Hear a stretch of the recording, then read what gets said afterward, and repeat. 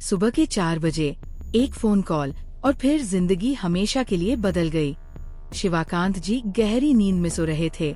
तभी फोन की घंटी बजी।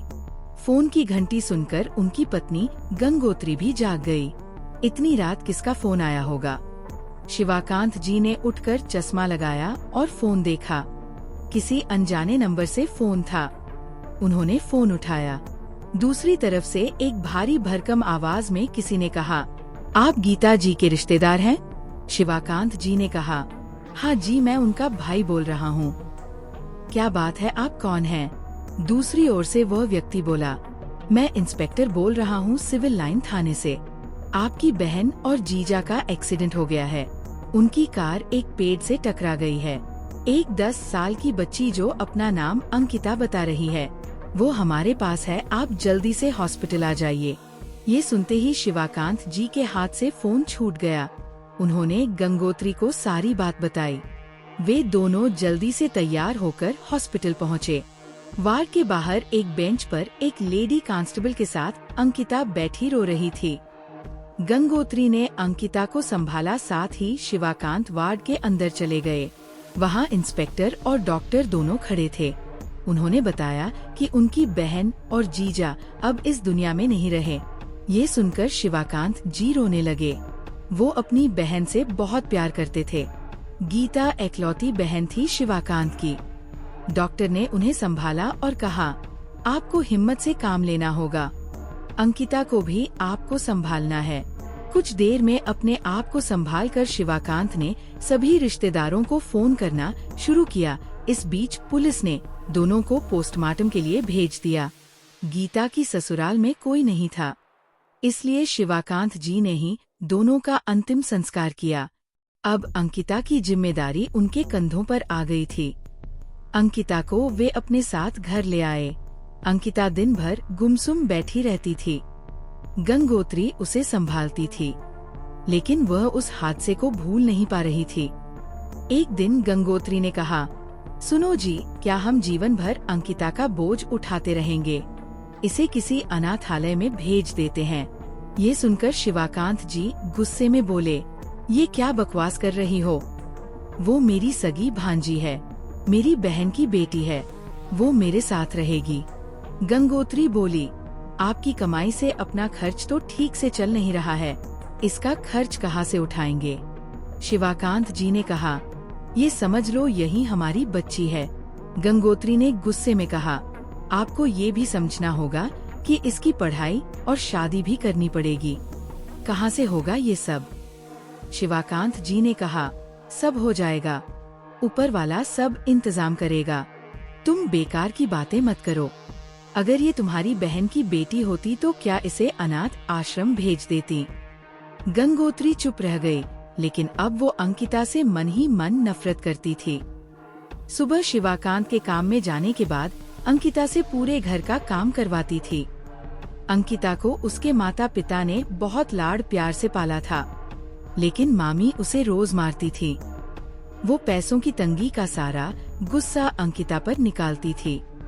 अंकिता हर दिन सोचती कि काश वो भी अपने माता पिता के साथ मर जाती। ये जिंदगी तो नरक से भी ज्यादा दुखदाई है।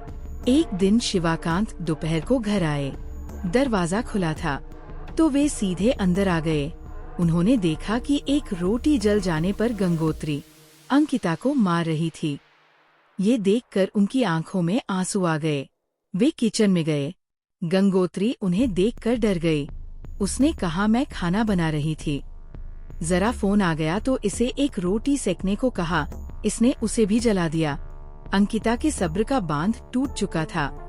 वो बोली, मामा जी मुझे अनाथ आश्रम में छोड़ आइए, मैं यहाँ नहीं रहना चाहती। मामी मुझसे सारा काम करवाती है और दिन भर मुझे मारती रहती है।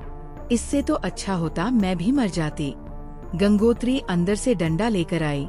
अब झूठ बोलकर हम दोनों में लड़ाई करवाना चाहती है। रुक, मैं तुझे बताती हूँ। शिवाकांत जी की आंखों से आंसू बह रहे थे। वे बोले, खबरदार जो इसे हाथ भी लगाया। बेटी मुझे माफ कर दे, आज मेरी बहन भी मुझे कोस रही होगी। तू चल मेरे साथ, अपने कपड़े एक बैग में लगा ले। गंगोत्री बहुत खुश हो गई। हाँ हाँ ठीक है, इसे अनाथ आश्रम में छोड़ आओ, मैं भी चैन से रहूंगी। शिवाकांत जी बोले, अब तुम चैन से रहो, हम जा रहे हैं। कुछ देर बाद दोनों घर से निकल गए। अंकिता रो रही थी। शिवाकांत जी सीधे रेलवे स्टेशन पहुंच गए।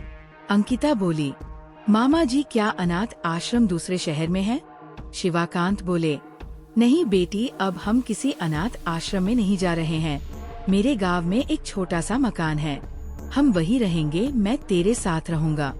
उसके बारे में तेरी मामी को भी कुछ नहीं पता। मैंने भी तेरे साथ वो घर छोड़ दिया। जहाँ इंसानों की कद्र नहीं, वहाँ मैं नहीं रह सकता। अब बस मेरी जिंदगी का मकसद तेरा पालन पोषण करना है। अंकिता ये सुनकर बोली, लेकिन मामा, मामी का क्या होगा? शिवाकांत बोले, बेटी उसे एहसास होने दे कि जब कोई अकेला रह जाता है तो उस पर क्या बीतती है। वैसे उसके मायके वाले उसे संभाल लेंगे, तू चिंता मत कर। अंकिता ने कहा, मामा मेरे कारण आपको भी परेशानी उठानी पड़ रही है, मुझे कहीं छोड़ आइए। शिवाकांत बोले, कल जब मैं ऊपर जाऊंगा तो अपनी बहन और तेरी माँ को क्या मुंह दिखाऊंगा? ये सोचा है तूने? बस अब कुछ मत बोल, मैं तेरा पालन पोषण कर तेरी शादी करूंगा। यही मेरे जीवन का मकसद बन गया है। ट्रेन से उतरकर दोनों गांव के लिए एक तांगे में सवार हो जाते हैं। गांव में एक छोटा सा मकान था। शिवाकांत ने अंकिता को एक कुर्सी पर बैठाया और खुद उसकी सफाई करने में जुट गए। कुछ देर में दोनों को भूख लगी तो वे बस स्टैंड के पास एक होटल पर पहुंच गए खाना खाने। खाना खाने के बाद जब शिवाकांत पैसे देने गए तो होटल का मालिक भूषण बोला, भाई क्यों शर्मिंदा कर रहा है? अपने बचपन के दोस्त को भूल गया। ये कहकर वो शिवाकांत के गले लग गया और बोला, और बता इतने साल बाद गांव कैसे आया? शिवाकांत ने सारी बात बता दी। ये सुनकर भूषण बोला, एक काम कर, यही बस अड्डे के पास मेरी जमीन है, वहाँ तू ऐसा ही होटल खोल ले, बहुत कमाई होगी। हम दोनों पार्टनरशिप में होटल चलाएंगे। मुझे कोई साथ देने वाला नहीं मिल रहा था, अब तू आ गया है, दोनों मिलकर होटल चलाएंगे। शिवाकांत ने अगले दिन से ही होटल खोलने की तैयारी शुरू कर दी। दोनों ने कुछ पैसे लगाकर कुछ ही दिनों में एक होटल खोल लिया। उन्होंने अंकिता का दाखिला भी एक अच्छे स्कूल में करा दिया। दोपहर को अंकिता को स्कूल से लेकर होटल पर पहुंच जाते, रात तक शिवाकांत होटल चलाते और अंकिता पढ़ती रहती थी। इसी तरह समय बीत रहा था। शिवाकांत ने अब कुछ पैसे जोड़ने शुरू कर दिए थे। उन्हें अंकिता की शादी भी करनी थी। अंकिता कभी उदास होती, उसे अपने माता पिता की याद आती तो शिवाकांत जी उसे समझाते। फिर वह सोचती कि मामा ने मेरे लिए अपना परिवार छोड़ दिया। ये सोचकर वो सब कुछ भूल जाती। उसके सिर पर एक छत तो है। मामा की छत्रछाया में उसका पालन पोषण अच्छे से होने लगा। धीरे धीरे समय बीत गया। अंकिता अब 20 साल की हो गई थी। एक दिन भूषण ने शिवाकांत से कहा, भाई अगर बुरा न माने तो एक बात कहूँ, मैं अपने बेटे के लिए अंकिता का हाथ मांगता हूँ। मेरा बेटा शहर में इंजीनियर बन गया है।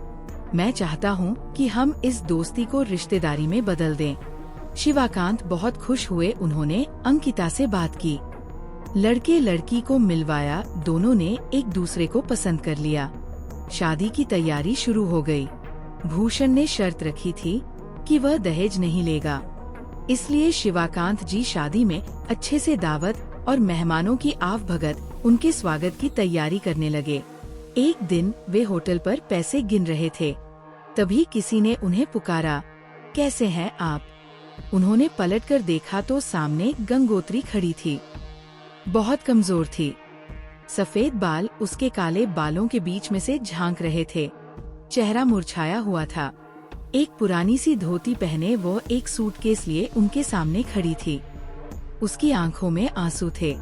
शिवाकांत बोले, अरे गंगोत्री, तुम यहाँ का पता तुम्हें किसने दिया? गंगोत्री बोली, तुमने सभी रिश्तेदारों को शादी का कार्ड भेजा, उसमें से ही किसी ने मुझे तुम्हारा पता बता दिया। मुझे माफ कर दो, मेरी एक गलती की इतनी बड़ी सजा तुमने दे दी, बिना कुछ कहे मुझे छोड़कर चले आए। शिवाकांत ने कहा, गंगोत्री उस समय मुझे अपनी बहन के लिए ये कुर्बानी देनी पड़ी। तुम कभी अंकिता को अपना नहीं मानती। मुझे मरकर अपनी बहन को मुंह दिखाना था। मैं क्या करता, इसलिए चुपचाप वहाँ से निकल आने में ही भलाई समझी। गंगोत्री बोली, हाँ, मुझे भी अपने किए की सजा मिल गई। तुम्हें ढूंढने के बाद जब तुम्हारा कोई पता नहीं मिला तो मैं अपने मायके चली गई। वहाँ मेरे भैया भाभी ने मेरे साथ वही व्यवहार किया। मैं वहाँ से निकलकर एक अनाथ आश्रम में चली गई। वहाँ बच्चों की सेवा करने लगी। मुझे वहाँ 2 वक्त का खाना मिल जाता था। वहाँ मैं हर बच्चे में अंकिता को देखती थी। कभी कभी किसी रिश्तेदार से मिलने जाती, तुम्हारे बारे में पता करती, लेकिन कुछ पता नहीं लगा। अब जब तुमने अपने दूर के भाई को शादी का कार्ड भेजा तो उन्होंने मेरी हालत पर तरस खाकर मुझे तुम्हारा पता बता दिया। क्या अब भी तुम मुझे माफ नहीं करोगे? मेरे पास अब उस अनाथ आश्रम के अलावा कोई ठिकाना नहीं है। मैं तुम पर अपना हक खो चुकी हूँ। अगर तुम मुझे माफ नहीं करोगे तो मुझे कोई अफसोस नहीं होगा। बस एक काम कर दो, एक बार अंकिता बेटी को आशीर्वाद देकर मैं शाम की बस से वापस चली जाऊंगी। इतना हक मुझे दे दो। शिवाकांत की आंखें नम थी। वो बोले, मैंने तुम्हें पहले ही माफ कर दिया था। मैं बस अपना फर्ज निभाने के लिए मजबूर था। अब तुम कहीं नहीं जाओगी। हम दोनों मिलकर अंकिता का कन्यादान करेंगे। चलो घर चलो। शिवाकांत गंगोत्री को लेकर घर पहुँचे। अंकिता के सामने जब गंगोत्री पहुँची तो उसने कहा, बेटी मुझे माफ कर दे, मैंने तेरे साथ बहुत गलत किया। अंकिता की आंखों से आंसू बह रहे थे। वो दौड़कर गंगोत्री से लिपट गई। मामी, मैंने हमेशा अपनी मम्मी की जगह आपको माना है। पुरानी बातें भूल जाइए। मुझे बहुत खुशी है कि आप आ गई। मेरे जाने के बाद मामा अकेले रह जाते। अगले दिन से दोनों शादी की तैयारियों में जुट गए। तय समय पर अंकिता की शादी हुई। दोनों ने कन्यादान किया। अंकिता ने विदा होने से पहले मामा के गले लगकर कहा, मामा जी, शायद मेरे पापा भी मेरे लिए इतना नहीं करते। आपने अपना पूरा जीवन मेरे लिए कुर्बान कर दिया। शिवाकांत बोले, बेटी तुझे नहीं पता, ये सब मैंने अपने लिए किया है। अब मैं अपनी बहन के सामने शर्मिंदा नहीं होऊंगा। दोनों रोकर गले लग गए। अंकिता अपनी ससुराल चली गई। शिवाकांत और भूषण जी दोनों समधी बन गए थे। दोस्तों, आपने बड़े बुजुर्गों से कहीं सुना होगा, मामा में 2 माँ का प्यार होता है। आज शिवाकांत और अंकिता के रिश्तों में वो सच साबित हुआ। हमारे परिवार में कोई अनाथ नहीं होता। बस हमें अपनी जिम्मेदारी निभाने का हौसला रखना चाहिए। उम्मीद है आपको ये कहानी पसंद आई होगी। लाइक, शेयर, सब्सक्राइब करना ना भूले। जल्द मिलती हूँ अगली कहानी पर। नमस्कार।